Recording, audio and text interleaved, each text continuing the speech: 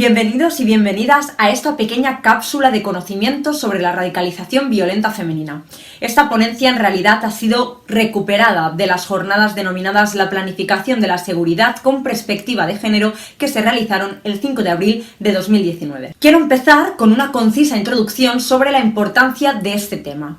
Las mujeres han estado involucradas en acciones violentas de distinta naturaleza a lo largo de nuestra historia y aunque no en la misma medida que los hombres, encontramos múltiples ejemplos de su participación en revoluciones, luchas armadas y también en el terrorismo. Si bien es cierto que en las organizaciones terroristas han estado formadas mayoritariamente por hombres, es a mitades del siglo pasado cuando se inicia un cambio de tendencia hasta nuestros días, donde el rol femenino se ha potenciado. De hecho, Al-Qaeda mantuvo a la mujer bastante alejada del contexto bélico y su función más bien era acompañar al combatiente en su lucha, educar a los infantes o realizar labores de apoyo, es decir, actuaba más en su ámbito doméstico. Pero ahora la militancia femenina no es una excepción y posee un papel estratégico e imprescindible. Su incorporación sobre todo se vincula al conflicto de Siria e Irak, pero especialmente en la organización terrorista Daesh. Estas mujeres comparten los objetivos y los medios de la organización y han asumido un papel más activo. Es en ese punto cuando nosotros, hace unos 5 o 6 años en España, empezamos a tener investigadas por terrorismo.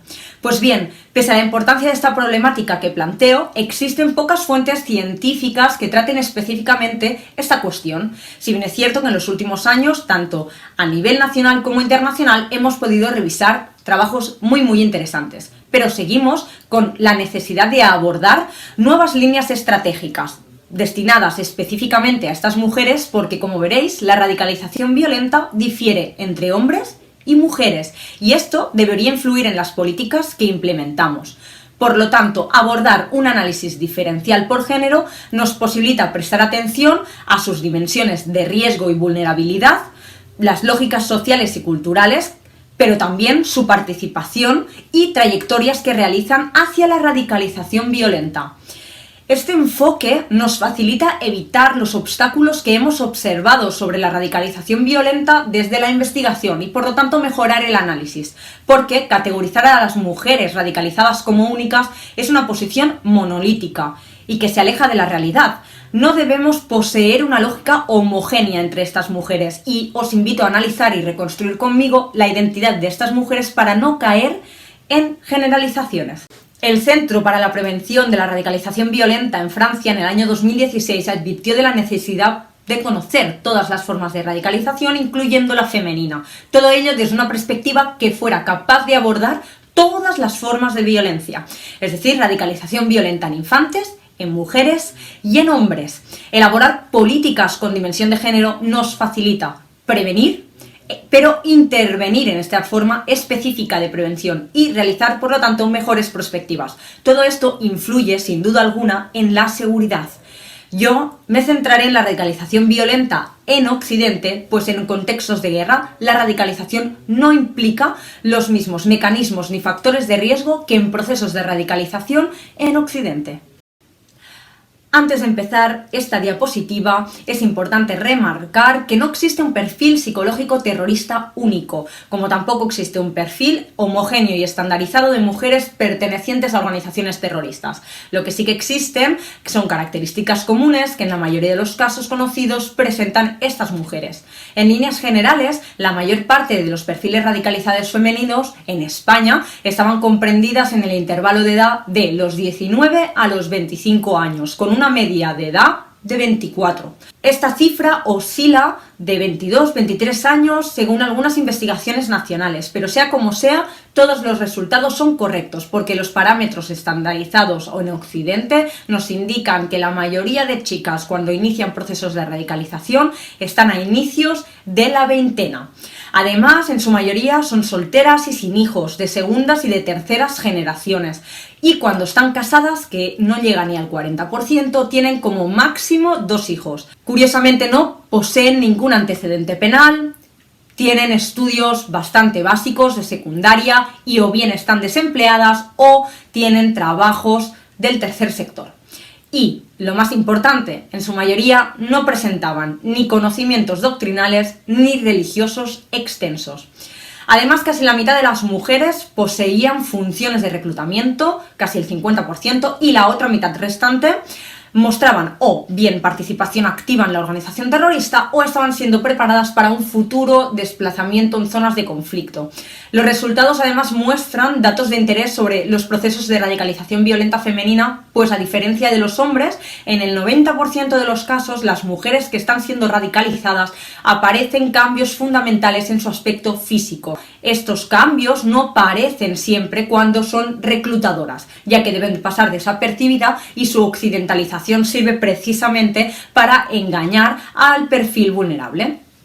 Sea como sea, los cambios físicos más importantes son la evolución en el uso del velo según el nivel de radicalización y se pueden observar otros cambios como la falta de uso de adornos, la ausencia de tatuajes visibles y la pérdida de peso. Y por último, en relación a las alteraciones conductuales que se pueden apreciar, las más importantes son la intensificación de la práctica religiosa, el estricto horario del rezo, el uso de la intensificación retórica e ideológica. También pueden existir cambios de trabajo, una mayor polarización, retraimiento, exposición selectivo a medios de comunicación, ¿de acuerdo? Y finalmente, el consumo de propaganda. Como he comentado al principio, la dimensión de género en los procesos de radicalización violenta aún reciben poca atención. Sin embargo, empiezan a ser criticadas por la academia y también la investigación de campo al simplificar que la motivación principal de estas mujeres para unirse a organizaciones terroristas sea por amor u otros clichés de género. Las lógicas y motivaciones para la radicalización violenta son mucho más complejas y vamos a ver algunas de ellas. Como indica la primera autora, podemos clasificar las motivaciones según causas ideológicas, existenciales o emocionales. Las ideológicas hacen referencia a la justificación religiosa, a la utilidad bélica y a todos aquellos incentivos materiales y no materiales que un individuo puede conseguir al unirse a una causa. Los existenciales corresponden a la búsqueda de un sentido vital y la formación de identidad social y cultural de un individuo. Y las emocionales se relacionan con causas por amor, frustración o odio, de acuerdo, siempre en entornos sentimentales o familiares. En cuanto a las ideológicas, nos damos cuenta que las mujeres en su mayoría no se unen a organizaciones terroristas por ellas. Y, aunque parezca mentira, en las afectivas únicamente en torno a un 25% de ellas están vinculadas a esta causa. En realidad, las mujeres se unen por motivaciones existenciales e identitarias. Casi el 60% de estas mujeres se unen por esto. Como les he dicho, las motivaciones difieren según las zonas. Yo me centraré en las motivaciones más vinculadas al mundo occidental, pero aquí les dejo también unos autores que hablan sobre dichas motivaciones en esos contextos. Tal y como señaló la Fundación Killian, aquellas mujeres que son potencialmente captadas por la organización terrorista, se les promete 4 posibilidades. Primero, la emancipación, es decir, se unen por la necesidad y el anhelo de una autonomía personal y la capacidad de poder decidir sobre sus propias vidas. Segundo, y junto con la emancipación, se une la promesa de la liberación, la libertad. Se les ofrece la visión de ser como liberadas de toda restricción y tradiciones y unirse de manera libre a lo que ellas realmente desean. Todo ello dota en realidad a la mujer como una sensación de empoderamiento. Tercero, la devoción. También les animan a participar activamente en actividades terroristas, pero sobre todo esto se refiere a tener una vida devota, rendir culto a la organización terrorista, a su causa, a su líder y desean cumplir su deber religioso. Y por último, cuarto, la participación. Muchas mujeres se les promete que podrán luchar o participar activamente de una manera u de otra para establecer precisamente los objetivos de esta organización terrorista. Y en cuanto al amor, un supuesto de amor puede precipitar a la afiliación a una organización terrorista e incluso un desplazamiento hacia zonas de conflicto. Y está relacionada con una promesa de amor y un matrimonio idílico con un combatiente. Los procesos de captación no tienen una excesiva variación por motivos de género. Sin embargo, en el contexto del terrorismo ejercido en organizaciones terroristas como el Daesh, tienen ciertas particularidades en comparación con los hombres. A modo de ejemplo, existe propaganda específica destinada a ellas y además la captación se realiza en compañía de otras mujeres vulnerables. Sobre todo se hace online y resulta muy habitual que en este caso el agente radicalizador sea también una mujer. De hecho, un 70% lo es. Y el restante suelen ser combatientes extranjeros. Si fuera offline, ese proceso de radicalización se realizaría desde amigos o familiares. Y esto en realidad difiere de los hombres, pues sus procesos suelen ser mixtos, tanto online como offline, y sus captadores son masculinos.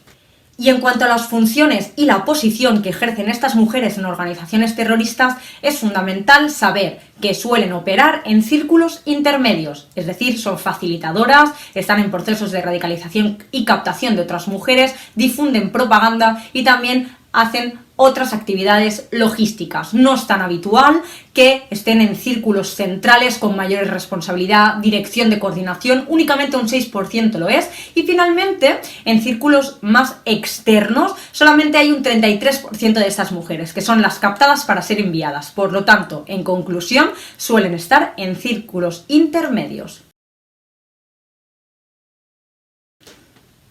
Ahora que ya conoces algunas de las particularidades de la radicalización violenta femenina, quiero explicar por qué la mujer es fundamental en la lucha contra la radicalización violenta.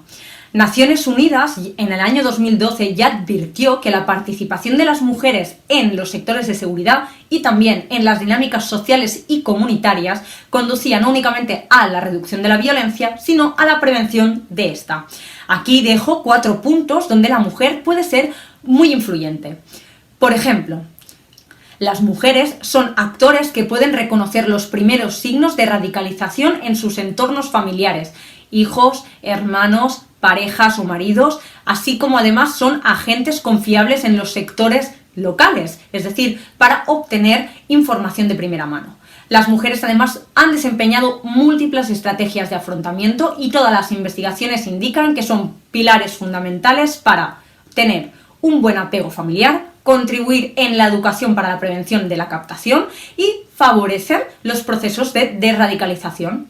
Además, la educación y la contranarrativa es otro pilar y un enfoque donde la mujer tiene que estar y debe combatirse con perspectiva de género, precisamente porque existe propaganda específica para ellas y promesas explícitas hacia estas.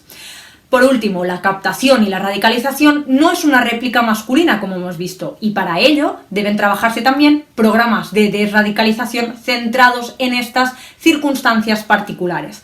La mujer es clave como un agente de desradicalización, de rehabilitación y la fomentación de la resiliencia comunitaria.